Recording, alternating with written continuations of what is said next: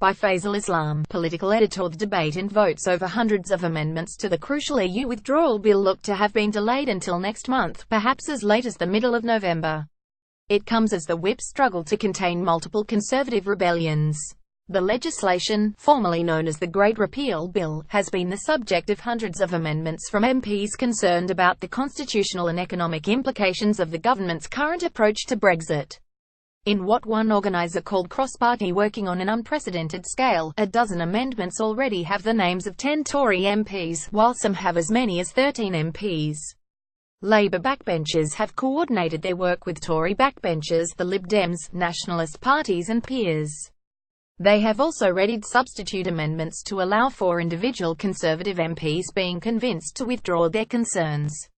Video mainly used in a friendly and constructive. There are 6 areas in which the MPs expect to defeat the government or gain significant concessions: constitutional, an exit deal vote, transition, Euratom nuclear safeguards, the environment, and devolution issues.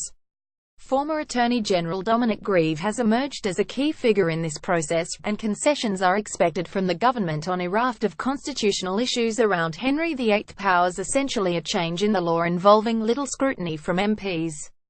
Other amendments, which might include the demand for an Act of Parliament to approve the exit deal, and therefore votes in both houses, plus statutory requirement for a transition phase along the lines of the PM's Florence speech, and on the Euratom nuclear safety treaty, also have a decent chance of passing.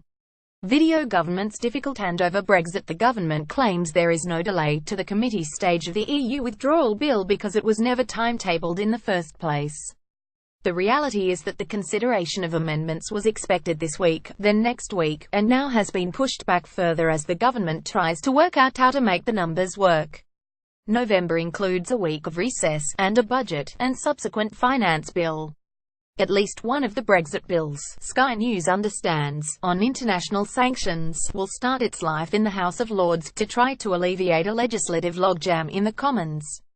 Video junker. Brexit bill. Like round of beers, the House of Lords' second reading of the EU withdrawal bill might not now take place until next year, possibly clearing in late April or May.